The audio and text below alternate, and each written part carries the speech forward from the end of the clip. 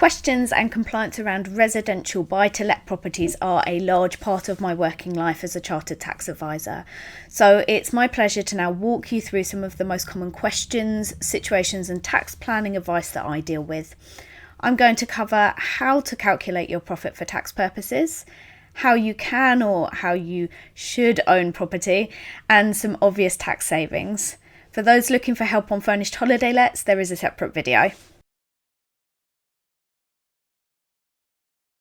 So let's start with the basics, and let me assume that we are in a position where you own one property all on your own. So to work out your tax, we are going to need to work out your profit, which is a little easier than it was a few years ago. So a few years ago, the Revenue wanted us all to apply what's known as the accruals basis. The accruals basis for working out your tax position was that we looked at everything that should have been due in a year. Sometimes that involved apportioning your costs, perhaps when you were paying something partway through the year and a rate changed. But now it's much easier. We're looking at something called the receipts basis. So you only really need to consider what's been paid in the year. So what income you've received and what outgoings you've spent in the tax year. Now let's start with rental income. That tends to be the easier side of the calculation, because all you need to do is look at your gross receipts that you have received in the tax year. Strictly, and this is something that I see people get wrong fairly often, strictly that rental income that you're going to put onto your tax return needs to be the gross amount. So that's the income before the agent commission has been deducted. We're going to look at the agent commission later as an expense. So don't worry, you're not going to have to pay more tax just by reporting the income as gross. We're going to deduct it later on. If you've received any deposits from your tenants, then you can largely ignore them unless it's a year where you are going to withhold that deposit, where it becomes income for you. Perhaps you've had to spend it on some repairs. Now we can go on to the expenses side of the calculation. Your expenses for a residential property are allowable for your tax position as long as they are wholly and exclusively for the purpose of your rental business. Now, generally that's going to be pretty straightforward. I thought maybe it'd be easy for me to run through some of the most common expenses that I see, and you'll probably think, oh yes, I definitely have all of these, and you'll see why it's fairly simple most of the time. So things like your insurance, your ground rent, your service charges that you're paying, your gas safety certificates, electrical certificates, your general maintenance and repairs that you're having to spend out for the property. So you're replacing light bulbs, you're perhaps having to replace the washing machine. That's all allowable. Of course, your agent fees, as we just talked about, those are an allowable expense. Your tenancy renewal fees, rent deposit fees, window cleaning, gardening. So as you can see, we're building up a picture of all those things that you might have to be spending out as a landlord. They are all allowable for tax purposes. Anything that you are paying to make that property suitable for a tenant, legal and safe for that tenant, that is an allowable expense. Now, there are a few quirks with expenses that I'd like to walk you through now. And the first one, probably the best place to start, is accountancy fees. So if you're employing somebody like me to complete your tax return, then you're going to have an expense. But that expense isn't necessarily wholly and exclusively for the purpose of your rental business. Now, the reason I say that is most of the time, you landlords have other sources of income. Perhaps you're employed, perhaps you're self-employed, you have a limited company. And in any case, even if you don't have any other sources of income, if your main activity is renting out one or more properties, then entries onto your tax return are not all directly related to that rental business. For example, you still got your name, your personal address, your date of birth on that return. So for that purpose, I would suggest that instead of claiming 100% of your accountancy fees, that you just taper that down slightly. And generally speaking, an 80% of the VAT inclusive amount of your fees would be what I would be putting through a set of rental accounts. Of course, that could be argued a bit more, that could be argued a bit less, but 80% is generally what you will find most advisors will be putting through. Now, if the revenue were to ever question your expenses, that would be a point at which I would suggest that they would be comfortable with what you're putting through that 80%. Now, the next quirk I wanted to speak about is your mortgage interest, and this is an area where, as a landlord, I'd be very surprised if you haven't read a little bit about this already. You'll be aware that in recent years, the revenue have worked to remove higher rate tax relief on your mortgage interest, and the way that works is that you're not going to include anymore your mortgage interest as part of the overall profit and loss of your rental business. So we're going to completely ignore that when we're getting to the point at which we want to apply tax. And instead, what we're going to do is, once we've applied the tax to your rental profits, we're going to have a look at that mortgage interest, and we're going to say, okay, you can have 20% tax relief on that mortgage interest. So that 20% is your basic rate tax relief on the mortgage interest. And that's as long as you are paying tax on that rental profit enough to relieve that 20% of the mortgage interest that you have paid. It can get a little bit complicated if, for example, your rental profit is falling partly under your personal allowance, where you're paying no tax, and partly a little bit of tax. Now, if that's a situation you're in, please get some advice, get in contact with me. I'm happy to talk you through what happens in those situations. Now, another interesting quirk with expenses on a rental property is when you cease to rent that property.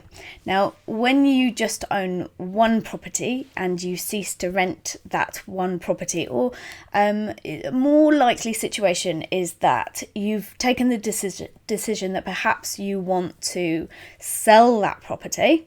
So you take it off of the market for a little bit to give some time for viewings, etc. Now, if that's what you do, you're taking it off of the market, the point at which you take that property off of the market for let, that ceases your rental business, and the revenue no longer allow your costs as an allowable expense. You've ceased in their eyes. The quirk here is that if you are still renting other properties, your rental business is still continued, so the costs on that property could well be allowable. Now, again, this is another situation where you almost certainly are going to want to take some advice, and you're very welcome to get into contact with me if you think a situation like that applies to your circumstances. So now we've gone through the rental income, we've deducted all of our wholly and exclusively allowable expenses, we've taken a proportion of our accountancy fees, and we have applied tax to that amount, and then deducted our mortgage interest deduction, our 20% on our mortgage interest from that calculation. We look at our tax bill, and what if you are looking at your tax bill and you're thinking, oh my goodness, that's crazy. That's not how much tax I want to pay. Surely that's not right. Surely that's way too much.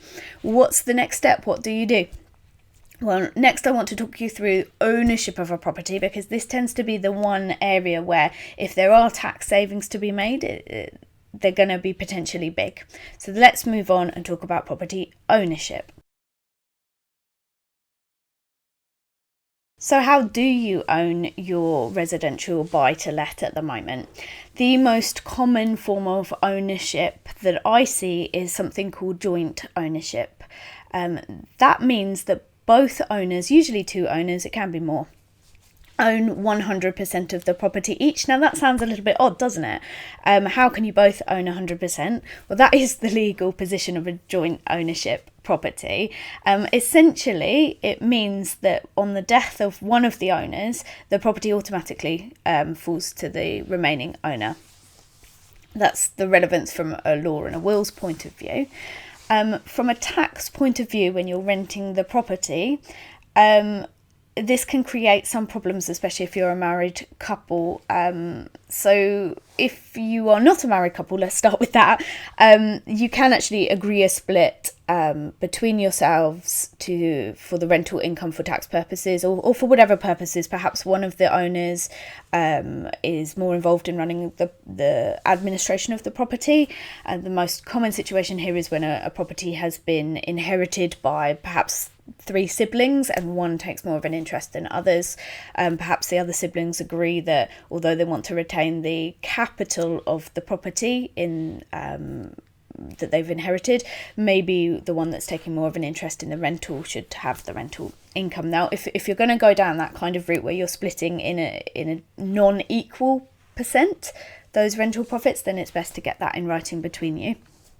The quirk here is if you are married and you own a property as in joint ownership, then the profits have to be split 50-50 for tax purposes. There is no out of that. If you own as, I'm going to say it again, if you own as joint owners of a residential buy-to-let properties, you have to split your profits 50-50 on your tax return. There is something that you can do about it, and what you can do about it is change the type of ownership that you have over that property. Now, what you're going to do to change that ownership is go from a joint ownership to something called tenants in common. One way to do this, and the normal way to do this, change the ownership, is to create something called a deed of trust, and you will need a solicitor to do that, and you will probably want a little bit of advice at that point. So again, that's another point at which you want to be talking to someone like me or talking to your solicitor. But let me explain a bit about what tenants in common mean. Tenants in common is where the ownership of a property is in defined shares. So you can have 50-50 each. You can have 10-90. You can have any split that you like. But in this case, you would split the rents according to the defined shares, unless you're married. So I know that sounds a little bit crazy, but if you are married and you own a tenants in a common owned property, rental property, then the default position, even if you own 1% and 99%, is that you should still be splitting it 50-50 unless you complete something called a Form 17. That Form 17 goes to the revenue. It has to be received by the revenue within 60 days of signature. And then, and only then, are you able to split the profits according to the actual ownership, according to the tenants in common agreement, for tax purposes. So it's really, really important that if you want to split, and you're a married couple, you want to split those profits unequally, that you seriously consider how you own the property at the moment and whether you've filed the correct forms to the revenue. It's something that I've seen more than once in my career so far, and the revenue are quite tight on having to have that Form 17 filed to be able to split unequally. So you might be thinking, why might I want to split unequally? Why might I want to consider this? Well, put very simply, what one of you may be in a marriage may be a higher rate taxpayer, and your spouse may well have some personal allowance or basic rate band left. Now, if you're splitting 50-50, then 50% of that is going to have 40% tax on as a higher rate taxpayer, perhaps more if you're an additional rate taxpayer, and 50% of the profits are going to have 20%. There might be some scope there to push all of those profits at 20%, so you could be looking at a 20% discount of your tax for looking at the ownership. Now, there are some other reasons why you'd really seriously want to consider how you own that property for capital gains tax purposes, for inheritance tax purposes. It's definitely an area that you should be looking at and should be considering. I get quite a lot of questions about company ownership as well, so let me cover this now. Company ownership is possible for residential buy-to-lets. Now, there are some benefits and there are some drawbacks. So the benefits of company ownership is, first of all, that the mortgage interest relief is not restricted for companies. So where before, when we're a person, we're excluding that mortgage interest from the profit and loss of the property, we're not going to do that in a company. We're going to take it off before we get to our profit and loss position in whole. And now that obviously is going to have biggest benefits for highly geared or highly mortgaged properties, where you're paying lots of interest on that because you want relief on it. The second benefit is that you're not instantly, you're not going to be paying income tax on the profits. You're going to be paying corporation tax. Now, corporation tax at the moment is at 19%. That is set to rise potentially up to 25% from April 23. But still, that's potentially a lot lower than your income tax rate. Again, you could be an additional ratepayer paying at 45%. Once you've got to the point in a company where you've paid your corporation tax, there's no obligation to draw those funds out of the company. If you do want to draw those funds out of the company, then you can look at tax efficient extraction methods for that. Again, overall, you can be in a better tax position for a limited company or your limited company owning property. There are, however, some things to think about, some drawbacks. One of those is something called ATED. Now, that's an annual tax on residential properties that are owned by companies. Those residential properties need to be worth over 500,000, and that's a serious consideration to be made if you have got a residential property within a company at that kind of worth. Also within the company, we're not going to be looking at that receipts basis anymore. We go back to the accruals basis rather than receipts now. That can cause some extra admin, potentially could be worse depending on what's happened in the year. So there are some things to think about with company ownership. Also, if you already have a trading company, having a residential property within it can water down the trading status of your existing limited company. So there are quite a few things to think about with company ownership, but again, it is possible and it might be right for your circumstances. If you are thinking of going down that route, you might be thinking of two different things. You might be thinking of setting up a limited company and purchasing a new buy-to-let, or you may be thinking, and this is a question that I get quite a bit, you may be thinking of transferring your existing rental property into a limited company. Now, almost all of the time, the stamp duty that arises on that kind of transaction makes it very unappealing. But again, this is going to be something where you definitely want some additional advice. You're definitely going to want some calculations drawn up to see what the best situation would be for tax purposes. So please get yourself a tax advisor, get in touch with me, and happily we can work something out for you and your circumstances. It's really an individual exercise. It's not a one thing fits all people type of thing. Now, I did say that I would talk you through a couple of obvious tax saving points. So let's move on to my obvious tips and tricks for residential buy-to-lets. So obvious tax savings when it comes to residential property. Now, unfortunately, I don't think I'm going to be able to share anything amazingly groundbreaking with you. I've touched on some things already, but the first thing that I really want to emphasise is to make sure that you are claiming all of your expenses. That probably sounds like the most obvious point, but that's why I wanted to talk you through some obvious tax savings.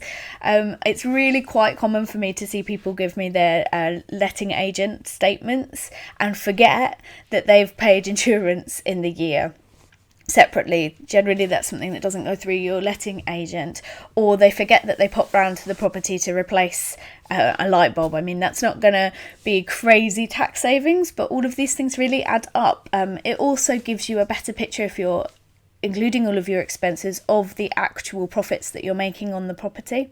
It gives you some more information there, financial information that could be useful for you when perhaps in the future you might consider selling the property.